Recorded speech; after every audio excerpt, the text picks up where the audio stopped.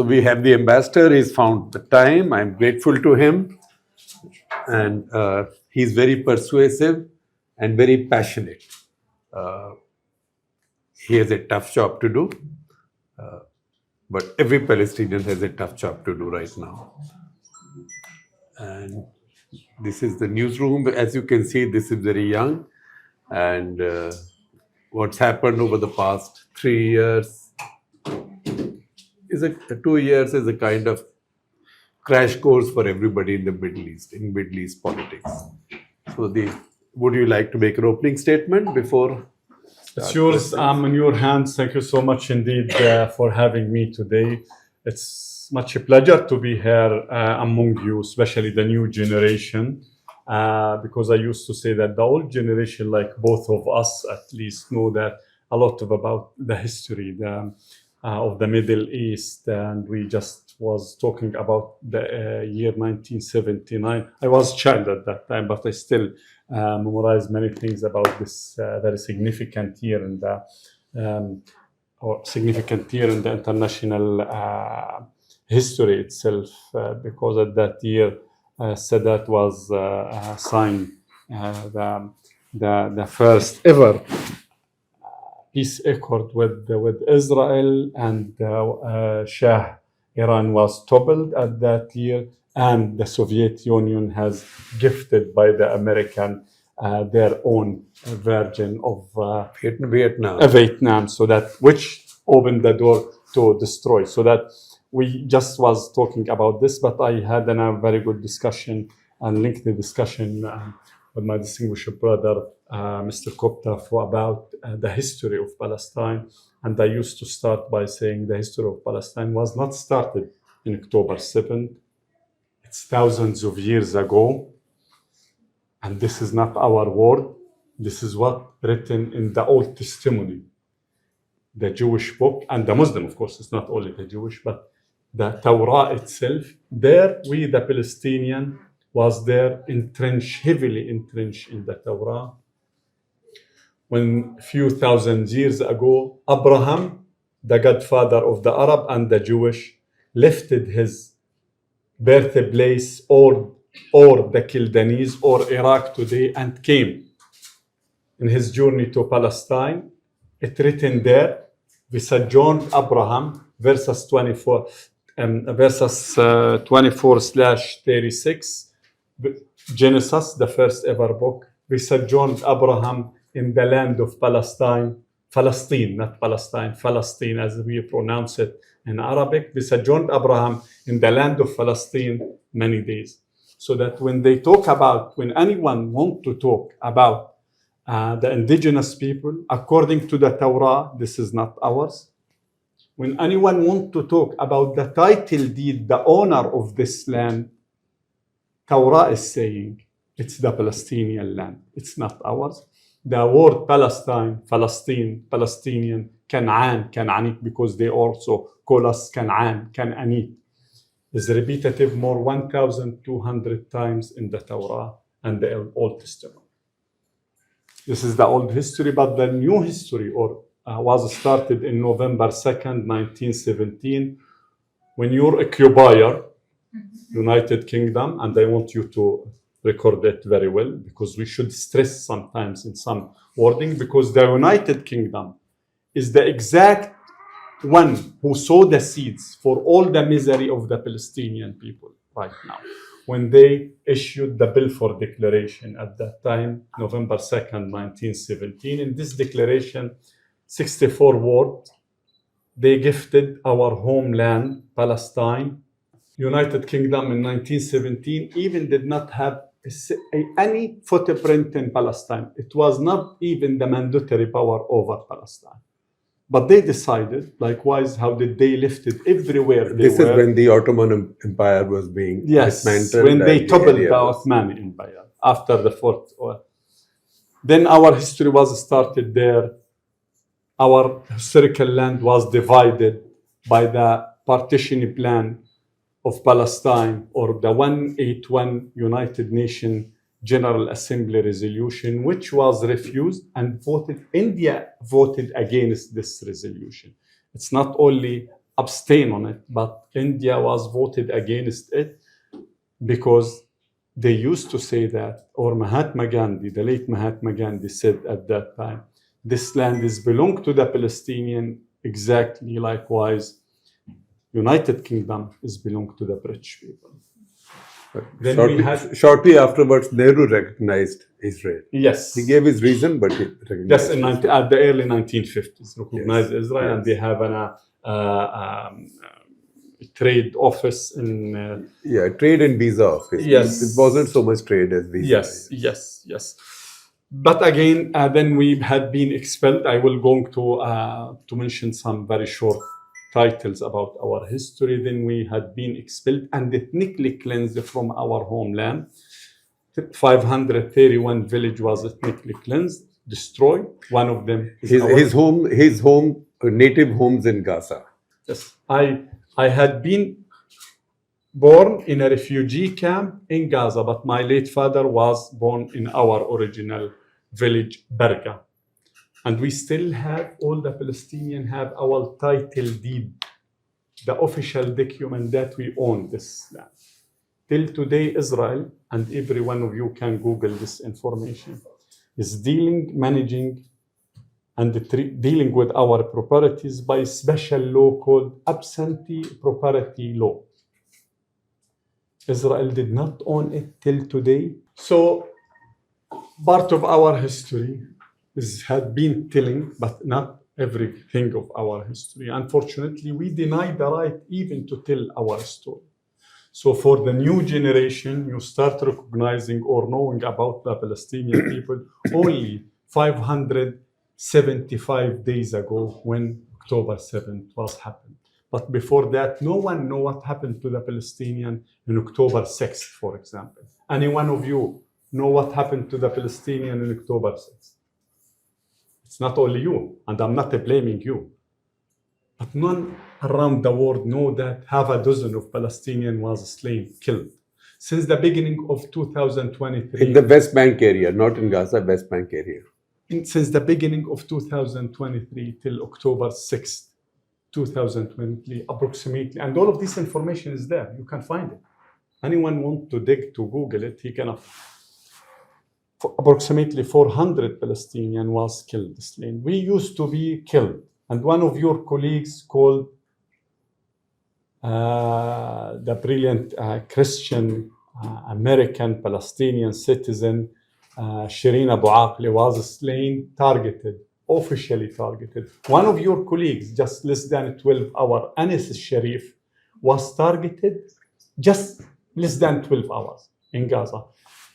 273 of your colleagues in Gaza was targeted and killed during this hour. But none of those issues was known around the world. None of our history is known. No one of you know that about there is an occupation, especially again, the new generation, not the old generation. And this is because the media, and this is not anti-Semitic. What I'm gonna say it is not anti-Semitic because I'm a Semitic people. To your knowledge, the Semitic people is 7 types of people, 7 types. It's not only the Jewish. Arab, Akkadian, Amhara, Tigray in Amhara and the Tigray in Ethiopia, and the Palestinian, the Canaanite, and another 2 types. So that when someone accusing anyone of being anti-Semitic, this means that he's against all of them. As a Palestinian, as a Canaanite, I'm not anti-Semitic because I will not be anti myself. So that what I would like to say that we did not have the chance to tell our story because the media is controlled. And again, this is not anti-Semitic. We did not have the chance to tell part of our story even after October 7th because everyone started as if the history, if the galaxy itself was started or created in October 7th. And everyone is cornering us. Do you condemn October 7th? Yes, I want to condemn. Issuing of Balfour Declaration. Conducting tens of massacres against the Palestinian people before the establishing of a state of Israel. Expelling and ethnically cleansing of the Palestinian people. Tens of thousands of Palestinian people had been expelled, ethnically cleansed even before the establishing of a state of Israel. two of the Israeli leaders whom became prime ministers in 1978 and 1984 and 1989 also. Ishaq Shamir and Begin. Begin, Menachem Begin, was wanted terrorist, and I want you to write this, to Google it, by the British mandate before 1948. Menachem Begin lived for 7 years as underground person. He was a wanted terrorist, so that when they are talking about the terrorists, we have our argument, but we need the chance to tell our argument or to counter at least their argument, and this is very fair. What I would like to say, because I did not want to, we already discussed approximately 1 hour on this issue. There's some spots about our history. Give us the chance to tell our story. It's very fair. Unfortunately, here in India, and I used to raise this my voice even with the Minister of Foreign Affairs, with all due respect, many of the media giants, even they did not gave me the opportunity to pay them a courtesy visit, while the Israeli ambassador is day and night in their screen. But they did not invited me for one time to counter his narrative. It's fair to listen to the Israeli ambassador, and I used to say, and I will continue to encourage you, go first and foremost to the Israeli ambassador. Listen to him. He have his own version. Then come with the very tough, the Israeli questions. Come to me, ask me about, invite me. This is very fair, because we used to be slaughtered not only by the Israeli, the American, not the Israelis, the American weapons, but also by denying our right to tell our story. We are the victim of this occupation, but unfortunately we did not have the chance to tell part of our story. You might start hearing about the issue or feeling some sympathy with the people who was killed in Gaza. We are talking about 65,000 of the people. And one of the questions that might jump to your mind now, do you have some of your relative was killed? It's not the question. For anyone from Gaza, it should be how many of your relative whom was died, killed, targeted. But do you have? No, everyone in Gaza, everyone have a relative in Gaza lost part of his relative. This is fact. We are talking about between 12,000 to 15,000 whom was completely disappeared. Anyone was in the focus of the bomb. We will not find anything of his remains. And thousands of people was completely disappeared. The 65,000 is the ones that we already have their names, their sex, their age. But the others whom we did not know what is happening to them, and I'm not pretty sure whether you saw some of the videos and the pictures that many of our people bodies in the street is decomposing, and some of it was eaten by the dogs in front of the Israeli soldiers. And there is many videos about it. So that the main issue, or my main message today, we have a lengthy history. It was not started in October 7. We want you to listen to our history. If you did not have the time to listen to our history, it's fair, at least, to bring your question, to ask us about what happened, our opinion, and to give us the chance to appear in the screens, your print page, to tell part of our story. Then it's your decision whether you will align yourself with any one of these sides.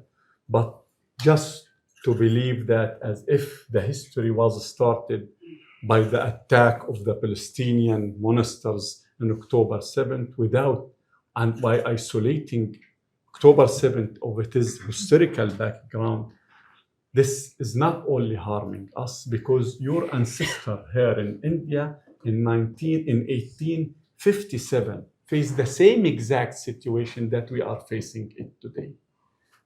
Thousands of your ancestors was slaughtered because they start a military resistance to your occupier, the United Kingdom, or you believe to be to call them colonizer.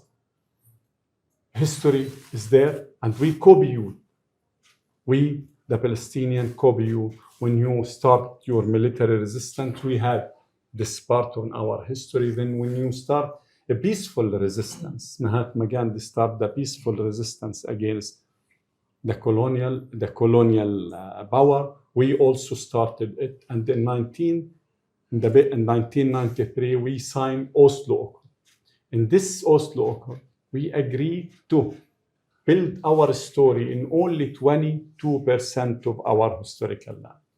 When I say our historical land, we still have, again, the title deed of our, that it is ours. Israel is still, and this is the second time that I'm gonna repeat it, Israel is still managing our property. Our homes, thousands of our homes, all the homes in Jerusalem that you visit, in Yafa, in Haifa, is pure Palestinian homes. Without no exception, all of these homes, all the traditional homes, all the old homes is a pure Palestinian. They still managing it by special law called absentee property law. So that again and again, what my main message here, don't support us. Just give us the chance to appear in your screen, to write in your newspapers. I'm not saying, I'm not talking about the print. This is my message to everyone. Then ask us the question, the critical question. I spent in the United Nations 8 years. One of the main principles that India was behind it in the 2030 agenda. I'm an economist, and I was spent the 8 years talking about the sustainable development, ocean, and all of these stuff. So that I personally, economist, not a politician, at the very beginning, of course. But one of the main principles that India was behind it, no one is safe until everyone is safe. None of you in the long run will be safe. None of you, I did not mean that only the Indian, international community will not be safe if the Palestinian will not be safe. For a very simple reason, the Israeli fanatic, messianic current government is deteriorating and pushing this conflict to become a religious conflict. They are supporting by the evangelical Christian this trend is supported by the evangelical Christian in the United States. And if it has happened, we know that it will not stop in Palestine. Every single society, unless it is homogeneous society, have its internal challenges everywhere. And these internal challenges is built mainly in a religious issue. Polarizing, the strong polarizing that is happening right now in Palestine. This is a Jewish against Muslim, this is a Muslim against Jewish, will affect everyone if it became like this. And in this particular issue, allow me to say that it's completely not a Muslim against Jewish. When your ancestor started their revolution in 1857, the vast majority of them, there is a one Muslim leader at that time, but the vast majority of them is Hindus. Was it Hindus against Christian? Absolutely no. Because the Hindus, at that time and till today, is consisting the vast majority of the Indian society. So by default, it should appear like a Hindu's revolution. The Palestinian society, 97% of us is a Muslim, 3% is a Christian. This was after 100 plus years of continuous pushing to change the Palestinian consistency and the Palestinian fabric, because Palestine before 1917, 70% was Muslim, 30% was Jewish and Christian. And part of us is Jewish, of course.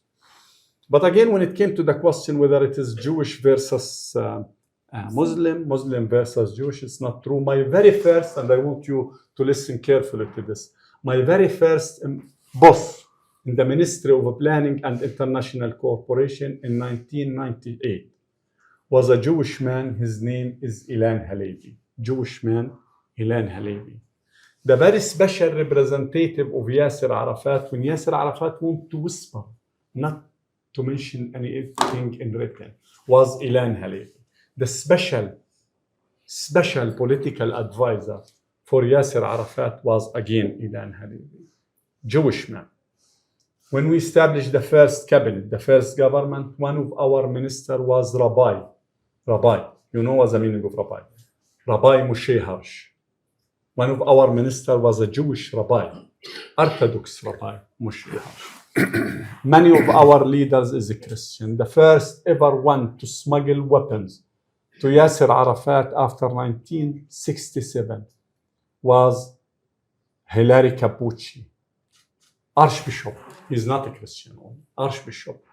The most tough military resistance movement was established by George Habash. By George Habash, thank you so much. A Christian Palestinian, doctor, Christian Palestinian.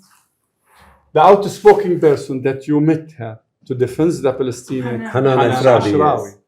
Yes. The spokesperson of Yasser Arafat and the current president Mahmoud Abbas is Nabila Bourdaini, Christian man. Christian man when it came, man and woman, thank you so much. When it came to the political hierarchy is consisting 17% of all our institution average. Our institution in political arena. So they are consisting 17%, while their percentage is only 3%. All the outspoken persons in the United States of America to defend the Palestinian question is Jewish people. All the writers, we have only Rashid Khaldi and other 2 or 3, but all the books to defend the Palestinian question is the Jewish people. But many of the Jewish till today in West Bank who is coming to sleep in the tent of the Bedouin to defend the Palestinian against the settler terrorist attack is Jewish Israeli people. Ilan Babe, the Jewish historian who wrote the ethnic cleansing of Palestine, he's the first ever one to dig in the Israeli archive to tell the story of 1948. By the way, the Israeli archive till today is only 2% of their archive that was open. The other 98% is declassified. So anyone is saying that this is a Christian, this is a Muslim against a Jewish, it's not true. At all, it's not true. One of the most brilliant journalists who's writing every day, and we used to copy him day and night. I already copied him in some of my argument, is a Jewish Israeli one, Gideon Levy. So again, this is not a Muslim against Jewish, even though Hamas is a Muslim fraction. But to your surprise, many of the Jewish and the Christian around the world, unfortunately or fortunately, it's not mine by the end of the day, is supporting Hamas because they believe that it's a revolutionary matter. And there is many argument about Hamas, whether it is resistance or not resistant. And by default, the one who created Hamas in the mid-1970s, it was not called Hamas, the Islamic League, was Israel. The one who was fed Hamas with the money during the last 17 years since they toppled the Palestinian Authority also was Israel, and in particular this current Prime Minister with the Qatari money. We are talking about approximately $1 billion. Many things to talk about the Palestinian question, and I'm pretty sure there are many or tens of questions in your mind. There is a lot of propaganda that spread around the world. There is a lot of videos that protected us, or at least show part of our story. But again, I'm here as Ambassador of State of Palestine to India, I'm ready for any single question. Whether you're gonna call me here, anyone want to come to the embassy, anyone to send in a written form even the question, and anyone want to be very fair also, he should go to the Israeli ambassador before he came to me, to bring all his opinion, then to come to me to ask or to give me the chance to counter his opinion. But just to go to the Israeli ambassador or to the Israeli prime minister or to give him the chance and not to give the Palestinian, it's not fair. Thank you so much. Thank you. That's it. You made a good case. I can ask the first question and then we'll open up. Lots of people have questions for you. What's your government's view on Hamas now? We know that in the elections you were on opposite sides in Gaza. What's your view on Hamas now? Is that a legitimate political organization? Has your view on Hamas? I mean, they contested elections and won. Where do you stand with them now? Very important question. Hamas is an essential part of the Palestinian people. Likewise, every single other political fraction in Israel, in India, in America, some of them is going to the very far right, and some of them is going to the very far left people. Hamas is an essential part of the Palestinian people. But Hamas did not represent the Palestinian people. The Palestinian people established the PLO, Palestinian Liberation Organization, in 1964. We had been struggling for 10 years to be recognized by the Arab as a PLO, as the sole and legitimate representative of the Palestinian people. And we gained this in 1974 during the Arab Summit in Morocco, when they recognized the Palestinian Liberation Organization as the sole and legitimate representative of the Palestinian people. And India at that time recognized the PLO as the sole and legitimate representative of the Palestinian people. And we start our diplomatic relation or political relation. And at that time, Yasser Arafat went to the United Nations General Assembly, deliver his very famous speech, and we started to talk about a political horizon instead of a humanitarian issue that the Palestinian question was there. Then Israel at that time established Hamas. After the Palestinians have a legitimate and sole representative, Israel started, and by the advice of the British government, they told them you should start someone to counter the Palestinian liberation. If you did not want to engage to discuss the 242 resolution, 181, and all of these steps, so there should be another one who's competing the PLO. Back to your question, Hamas is an essential part of, but Hamas did not accept the obligation of the PLO. So that when Mr. President Mahmoud Abbas, less than 1 month ago, sent the 2 letters to the Saudi Crown Prince and to the Saudi Crown Prince and to the President Macron, he said that we will establish or we will go in the election. Then when we talk about the election, the internal requirement, any Palestinian fraction want to be part of this election, he should accept the political obligation of the PLO.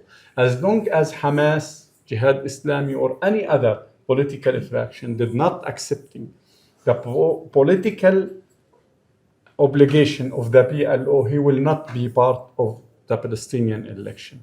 But again, likewise, your society, we are diverse. And the political fabric in our society is that much rich. We cannot, and you cannot, and no one can deny the existence of our or any of the political fraction. But we, the Palestinian Liberation Organization, President Abbas is complete and very sharp when it came to the election and to the upcoming political life. Anyone want to be part of our political life, he should be also accept the obligation of the PLO itself. PLO is recognized by Israel as the sole and legitimate representative of the Palestinian people, and the PLO recognized the state of Israel.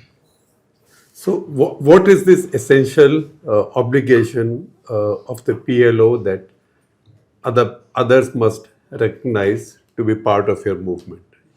The main one, we should talk about the main one. We recognize the state of Israel in 1993, and we signed the Oslo Accord. This is the most important issue. We accept as a PLO and the international community to build our state in only 22% of our historical land. I mean, Gaza Strip, West Bank, with East Jerusalem, of course, because East Jerusalem is occupied part of West Bank, with East Jerusalem as it is capital of Palestine. This is our obligation, and anyone accepted this should be, or anyone want to be part of our political,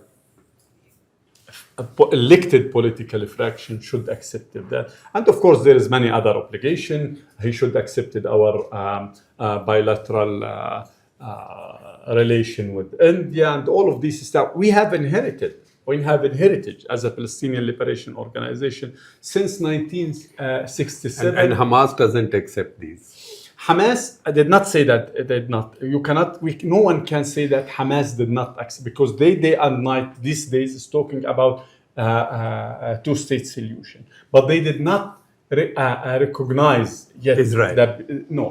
And they should not. No, but it's very important. Fatah is not recognizing Israel. Fatah is the biggest movement in Palestine, which is led by President Abbas, is not recognizing Israel. And no political fraction should recognize Israel. We will not going to ask Likud or Degel HaTorah or any political Israeli fraction to recognize the state of Palestine or to accept the Oslo Accord. There is a government, there is a sole and legitimate representative of the Palestinian people whom is already recognized the state of Israel. But to recognize Hamas, to recognize or not recognize, this is not the problem even with Israel. But we want Hamas to accept the obligation and all the legal aspects of the legal, political, and historical issue that the PLO already accepted it, recognized it, and built it for more than 65 years so far. Okay.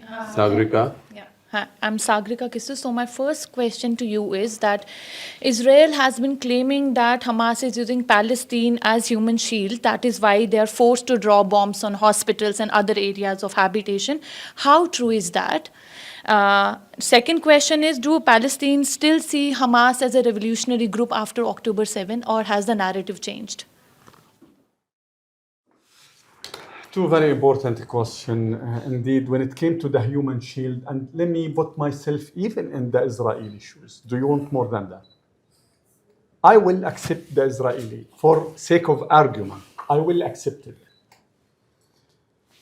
Israel, European country, United States of America, and all of those who's swimming in their horizon is considering Hamas as a terrorist organization. And when I say a terrorist organization, it's between two quotations, very important.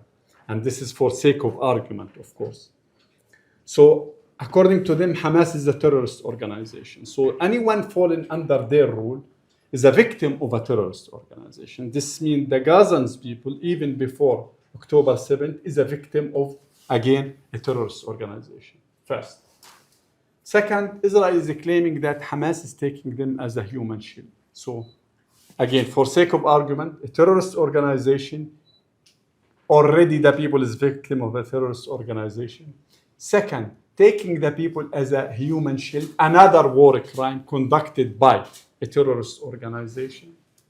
Those people should be in need of protection, according again to the Geneva Convention, because Gaza is still under the Israeli occupation since 1967.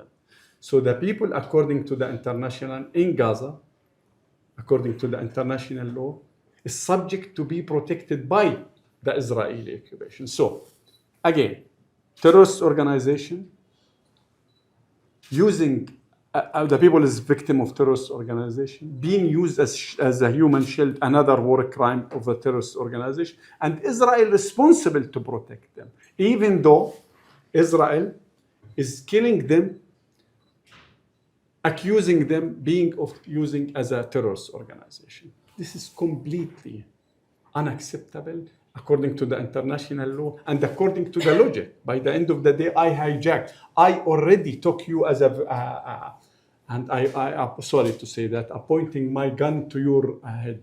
Is this the Indian government job to kill you and to kill me at that time, or to save you? They should save you, not to kill me. In the international law, there is a very important principle called equivalent, or the damage should not be exceeded the benefit.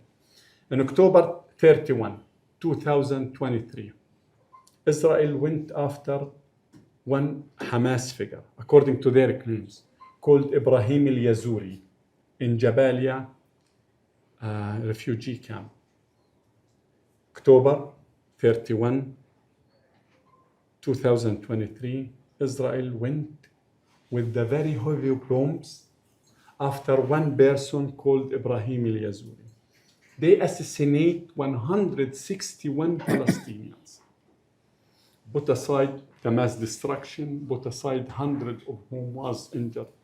Do you think, and according to the international law, it's not justified at all, and it's a war crime, because to target one person and to kill 161, according again to the international law, is not acceptable. So, a human shield is the propaganda that Israel is using. My cousin, Shafiq Muhammad Abu Shawesh, with his wife, Layla Ahmed Jabr Abu Shawesh. I'm telling you stories, mine. With his two daughters and the grandsons in their homes. Shafiq is 65 years old, Layla is 62 at that time. Then they completely destroyed their home. They completely assassinated the whole entire family. There is nothing, at least Shafiq, Layla, 65, 63 years, their daughters, two daughters, and their sons and granddaughters, I mean. So that none of them, except Shafiq, is a male. And he is not a fighter. But they assassinated him. They targeted him. Killing 65,000 Palestinians. Accusing them of being a human shield. Then talking about, even the Israelis talking about 15,000 Hamas military fighters. They assassinated and they killed them. What about the others? We are talking about 75% of the people who was killed is women and the children. The people who was dismembered, the Palestinian who was already dismembered, the children, cannot be justified by using them as a human shield. This is our opinion. But again, we used to trust the United Nations, different entities, the United Nations, different bodies. When they came with their official report and talking about, it's not true. Hamas did not use, because Hamas is hidden. They're fighter in the tunnels. And all of those people is used to be killed up the ground. Not only this, Doctor Without Borders, whom serve in Khan Yunis hospitals, which was semi-destroyed, come with and send an official letter to the previous United States president. Told him that we were there since the beginning of the war, and we did not witness any single Palestinian fighter in those hospitals. You should stop this war. Again, Israel is claiming many things. On top of that, to justify the killing of the Palestinian people by using them as a human shield. Let the media go inside Gaza to tell the stories, because by the end of the media, with your camera, you will catch one or two of those Palestinian fighters. Then you will give the justification that yes, they targeted them because they had a Palestinian fighter. But Israel denying the right of any single journalist to enter Gaza so far. Not only this, they killed 237 Palestinian journalists, 4 of them just yesterday, one of them called Anas al-Sharif. They targeted, they threatened him long time ago. Then they decided to kill him. Human shield is just a justification. Unfortunately, it was supported by the German foreign minister. Unfortunately, no need to tell you how much the German and many other European countries is complicit in the current televised genocide. No one is back to buy this accuse of the Israeli accuse at all. And I'm pretty sure the only one who is still using this accuse is the Israeli supporter, and not one more of them. When it came to Hamas, whether it is revolutionary, there is many opinion in this regard. Many people, hundreds of millions of people around the world considering Hamas as a revolutionary guerrilla. And many hundreds of millions also, and many governments around the world considering them a terrorist organization. Back to your history. Just less than 100, mid-1930, when Mahatma Gandhi and his group was starting the revolution, many of them was accused of being terrorists, anarchists, law brokers. It's not, Israel is not creating, inventing the wheel. All of the occupier, all of the colonialist power used to accuse anyone who's resisting their occupation of being terrorist, anarchist. The question is, Israel have the right to defend itself. The same exact slogan that we used to watch it or to witness it and to hear it day and night to justify the killing of the Palestinian people. The question is to you, do the Palestinians have the right to defend themselves? Do the Palestinians have the right to liberate themselves? And you, the Indian people, paid a lot of your soul, a lot of your ancestors' soul to become free people. Millions of the Indians was killed. Millions of the Indians during the World War II, just less than 100 years ago, was starving to death. And when Churchill was justified that, I will not going to use the same exact wording that he used it when he talked about. So when it came, whether it Hamas is revolutionary or terrorist, this is a debate. But for us and for the Indian government, Hamas not is a terrorist organization. India has not declared Hamas No. a terrorist Yeah, organization. my question was that, like, how Palestinians see them. We will not accept anyone to designate Hamas or to label Hamas as a terrorist organization, because we, the Palestinian Fatah movement, Yasser Arafat, exercise the right of, and this is our right according to the international law, again, to resist the military, to resist the occupation by all means, including the military resistance, is illegal according to the international law. So that we did not designate, we did not label Hamas, and we did not accept anyone to label Hamas. But we are not in agreement with Hamas on October 7th. We already, Yasser Arafat, President Abbas, choose the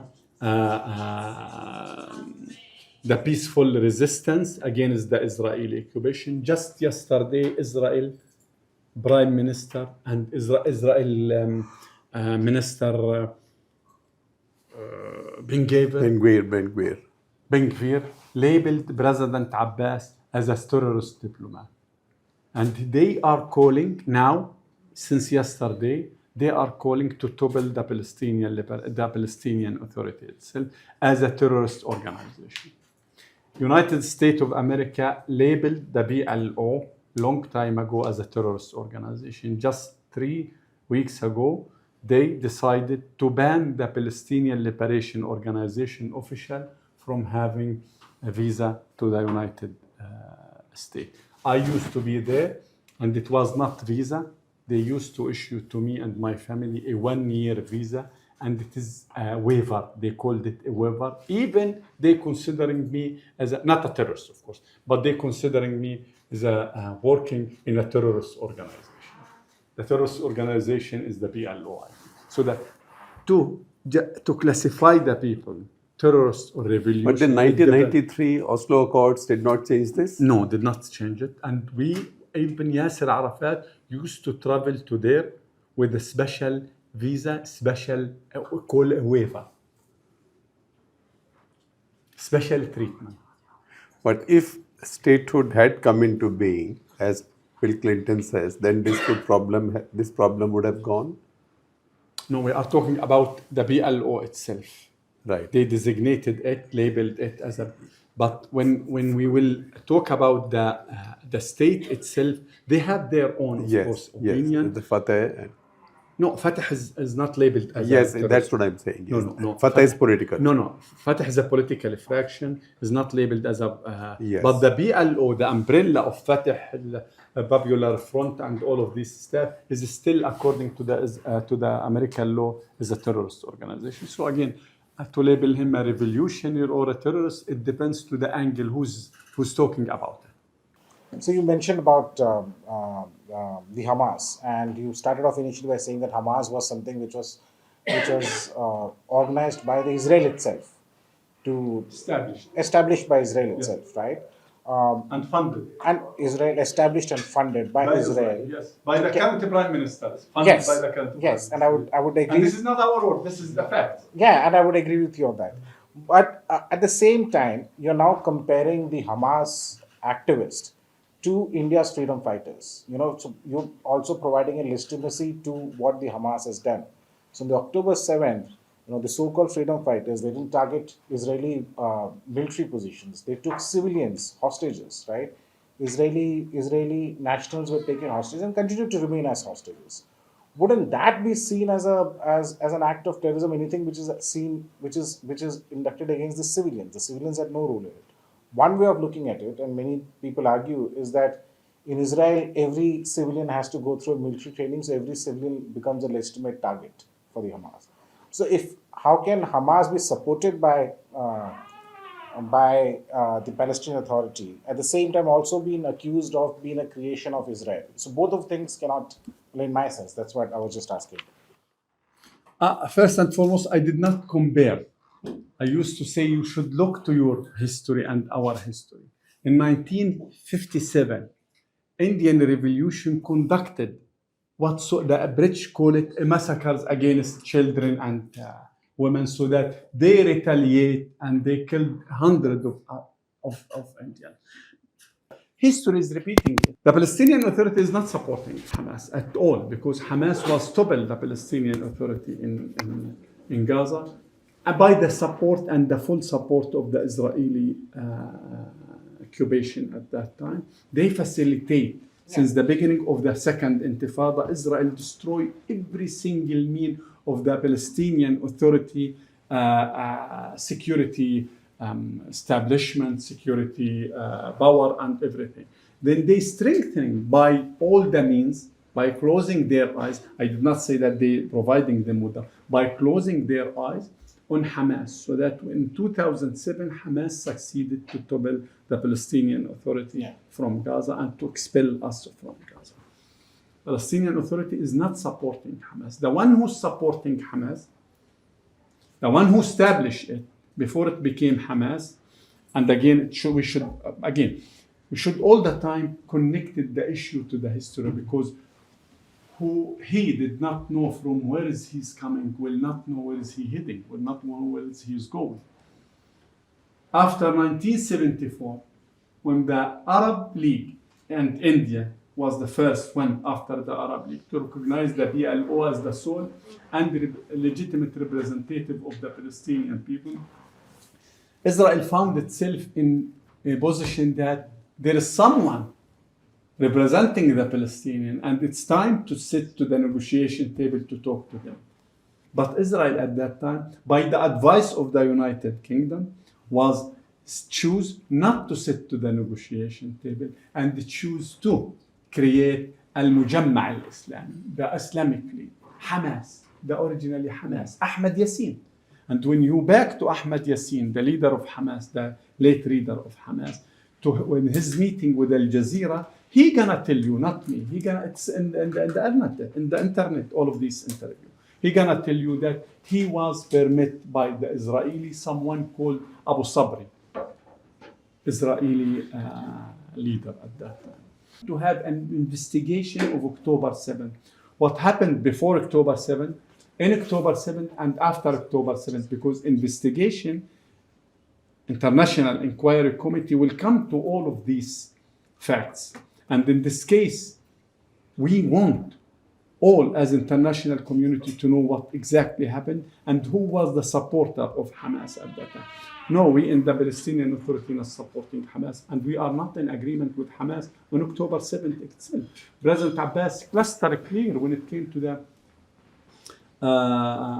Israeli in Gaza, I mean to the hostages people, send them back. But also you need to know that there are 10,800 Palestinians who is hostages right now in the Israeli jail, in the Israeli open prison and concentration camp. All of them, without no exception, is subject to ill treatment, and one of them was, sorry to say that, was raped in front of the camera. And it was discussed not from a legal perspective, from a moral perspective in the Israeli Knesset. So when it came to the legal issue there, it was behind their back.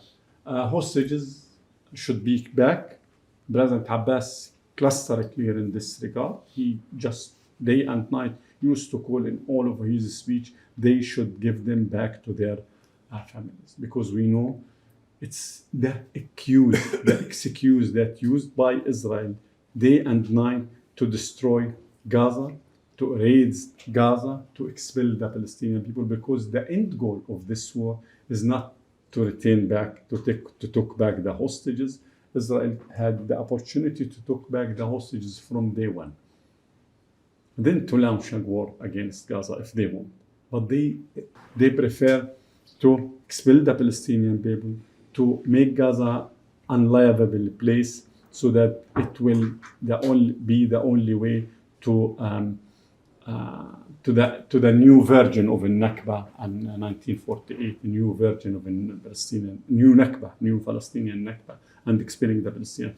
And this is because very important and very significant figure. We, the Palestinian, Muslim and the Christian became 7 million, and the Israeli Jewish is 7 million. And this is a very dangerous for their project. This is a very important aspect, should not be removed from the table when you analyze what is happening right now in Gaza. Sir, I have a question. Does Palestine recognize and endorse India's right to take revenge against Pakistan for launching terrorist strikes in India? You put me in a position that we the Palestinian, but anyhow, thank you so much indeed. I used to face this type of questions. That's because he went to jail. No worry. Yes, because sometimes, or President Arafat, Chairman Arafat, we did not call him president, and the President Abbas used to say, tell us, you the Palestinian have your own question, which is the only question well known in the United Nations, and it is a cluster clear called occupation. There is a lot of issues. It's not only between X and Y country. Everywhere where is in a border, especially where was the United Kingdom occupying this area, you're gonna find everywhere. United Kingdom was there. There is a problem till today and will continue. But those type of problems can be solved by international law and by good coexistence. And this is our beliefs, and this is our call, and this is our beliefs. But when it came to the Palestinian question, it's completely different, because someone is coming to expel the other, and he already exercised this this tragedy when they expelled us from our homeland in 1948. So that back to your very very specific question, we the Palestinians believe that everywhere around the world, so that we exercise this, we should sit as a human being, we should sit to the negotiation table, we should bring the international law, and we should compromise. So we, the Palestinians, accept to build our state in only 22%. And this is the third time I repeated it, because it's very important. Accept to build our state as a compromise for peace, to build our state in only 22% of our historical land. This is very important.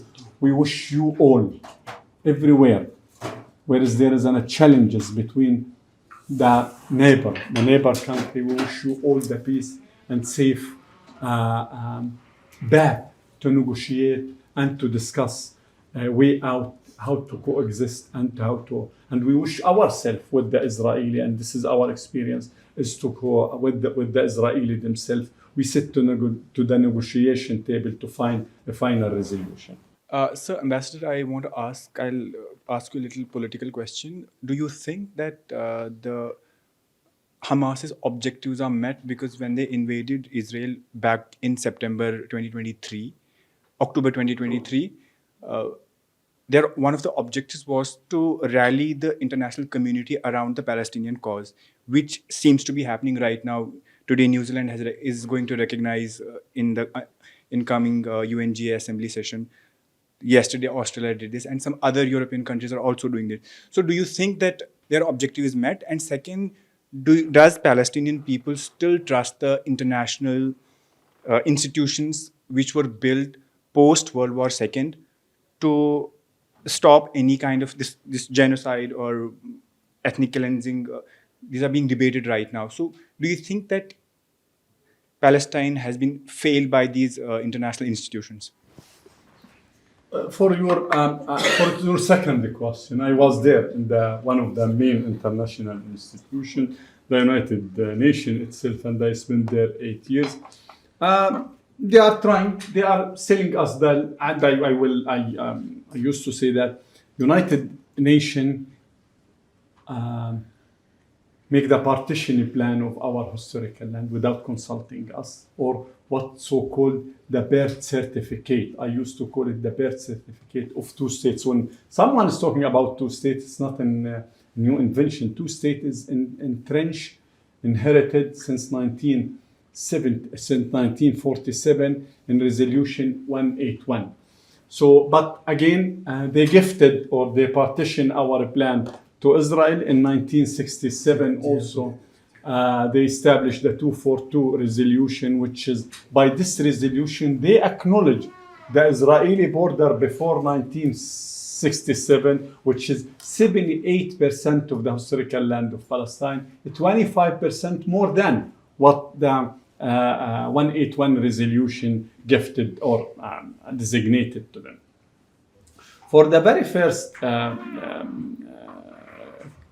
question, this is the exact narrative of Israel today, that Hamas make October 7th to compel or to make the people recognize the state of Palestine, as if the state of Palestine should be recognized just right now.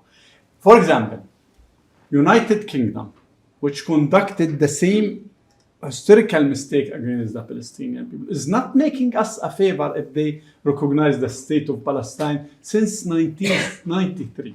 They are correcting their historical mistake. So connected October 7th to a historical mistake, all of these countries that conducted it long time ago, Canada, France, and all of these people should recognize us as a state. Likewise, India, 1988, this is the real investment in the two-state solution. This is the real investment in the peace process. But to wait after the mass killing of the Palestinians to start thinking, at least United Kingdom put a lot of caveat for recognizing the state of Palestine. And President Macron was very vocal in this regard, sharply vocal in this regard. But the United Kingdom itself was very, but more conditions, many conditions to recognize the state of Palestine. So recognizing of state of Palestine to October 7th is as if you, not you in person, we are following the Israeli Haspara or the Israeli propaganda. Recognizing the state of Palestine is real investment in the two-state solution that is day and day. We are losing it, especially in West Bank. You know that they already declared part of their sovereignty. Day and night they are desecrating the Al-Aqsa Mosque, which is the holy place for the Muslims from all around the world. They already expelled tens of thousands of Palestinians, ethnically cleansed them from their, because part of us is exercising till today the activity of growing the sheeps and all of this stuff, the Bedouin community. They expelled them. They already destroyed part of our many hundred of homes in the refugee camps, and they are changing the demography of the West Bank itself. So that recognizing the state of Palestine is as if to put brakes to the accelerated Israeli fanatic track these days. Whether it will be they will be succeeded to put or not, I'm not pretty sure. But if there is a will in the international community, if there is a will for the implementation of the two-state solution, there is a will. Russia, 16,500 different type of sanction was imposed on Russia since the last 3 years. For the last, zero type of sanction was imposed in Israel. If there is a will in the international community, not a lip services, they can enforce Israel to put an end to its occupation. So before I let you go, I will mention to you something that the Israeli ambassador said. In conversation with all of us and other guests,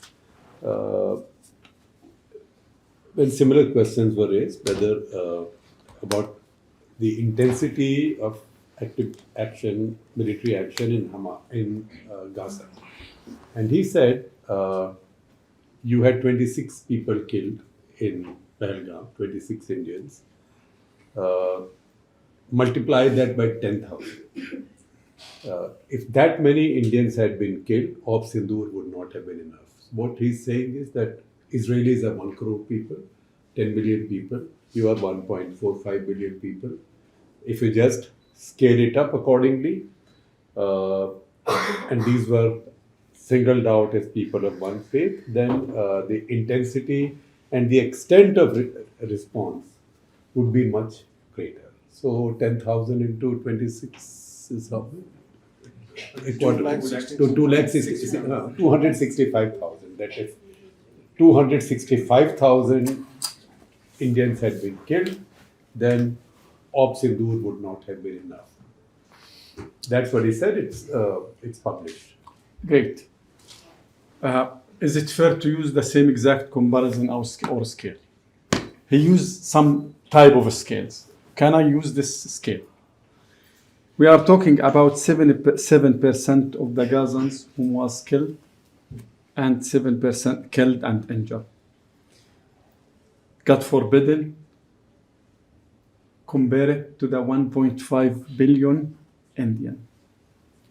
How many million? 95% of the Gazan people is totally living in a man-made shelters.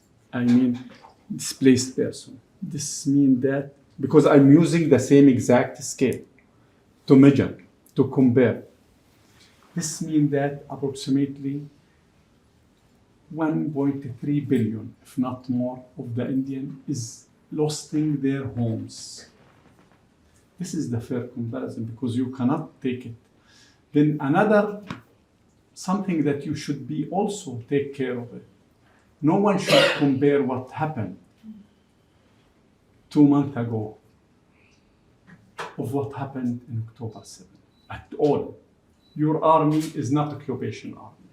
You are not occupier. you have your own border. This happened according to your government, at least. It's not mine.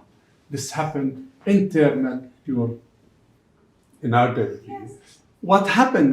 Israel did not have a border. Anyone know that? Anyone all know that all of these communities that was attacked, the Palestinian was part of part of Gaza Strip till 1952. Anyone know that?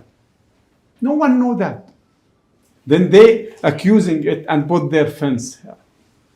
Don't compare at all. You are not occupying, you are not targeting the people because they are Muslim or because they are Hindus, or your army targeting them because they are X or Y of faith. We used to be targeted because we are Gazans, we are Palestinians. You did not target anyone. Your army did not target the people because their nationality. Your army is not occupation army. Your army did not conduct massacres against anyone. There is a retaliation, but not massacre. Your army not labeled as an army who's listed in the blacklist of the United Nations, whom is against have issue against the children. Comparison is not in your hand, is not in your side at all. Don't compare. I went to the political hierarchy, to the high political hierarchy, and I tell them, you should stop him comparing a comparison, because your society there, at least the fabric of the society is Christians and Muslims, and we know that there is a lot of challenges when it came. So once you accept to compare Boko Haram to his army, this means that he will. There is something wrong in your, at least in that society. So that, again, there's many things, many points to talk about it, to compare what happened 2 months ago between and what happened in October.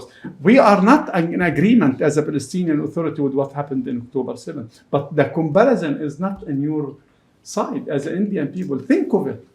Think of it. Are you occupation army? Did you conduct massacres against the?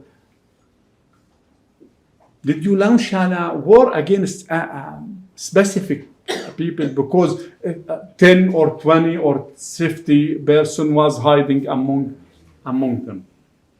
Did you accuse the people in this part of India of being using the other people as a human shield so that you launch a war against them? Comparison is not fair, not only for us, but for you, for your own society. Think of it.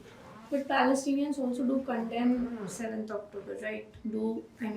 Does Palestine have its own Gideon levy per se? Are there Palestinian Arabs, Muslims who are condemning what happened with those who were taken as hostages on October 7th? We, the Palestinian, if there is a condemnation, we should start by condemning the United Kingdom by issuing Balfour Declaration. And tens of thousands of events happened after this, till we reach October 7th.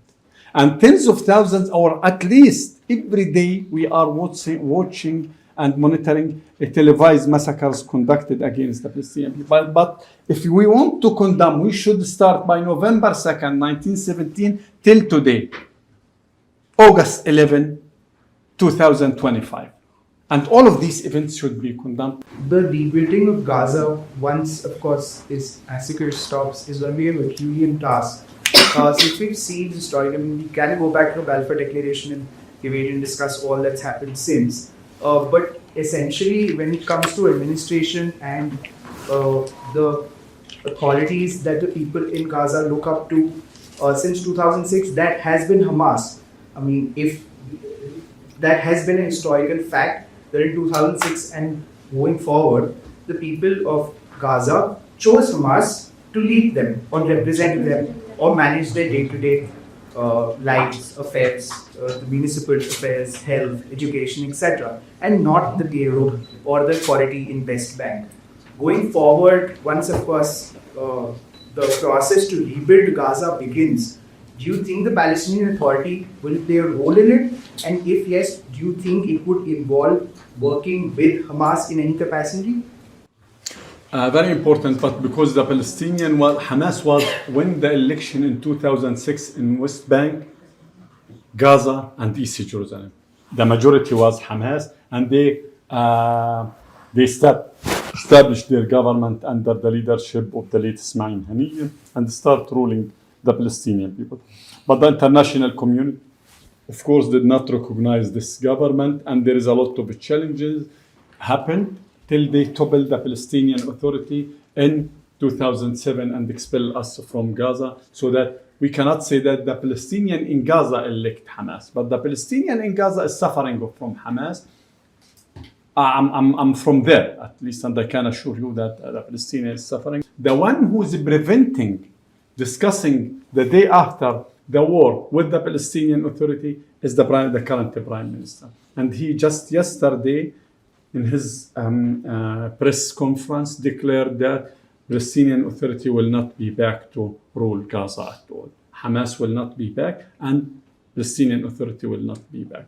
The only one who stands against the ruling of Palestinian Authority in Gaza is, of course, Israel, the current Prime Minister, the only one. But again, even if the Palestinian people, if we're gonna conduct an election tomorrow and the Palestinian people gonna choose Hamas or Fatah or anyone, it's our choice, and this is the democracy, but we will face their fate. But what I'm pretty sure about it, especially in Gaza, no, at all, no. And it will not be there. Hamas already lost it a lot. It might gain a lot outside Palestine because, there is a lot of, there is a heavy history behind the Palestinian question. What we need, you as Indian journalists, of course, and the Indian government, is to be with us, with the Israeli, and with us, of course. When I talk about the future, this is not one future. This is a future for both of us. Be there, be fair, listen to each one of us, and be strong when you vote your opinion, whether this is in our favor or against our favor. Be there. This is the only way to invest in the peace, to invest in our shared future. We and the Israeli have no other choice. We have one shared future. And we look forward for seeing you more and more, and for me to come again, or for you to come to the Embassy of Palestine. Final message: listen to us, ask us, fair to listen to us, then to take your opinion, your own opinion. Thank you so much. Thank you so much. Thank you, Ambassador. We are also grateful for the time. I know that you have many things to do. Yes.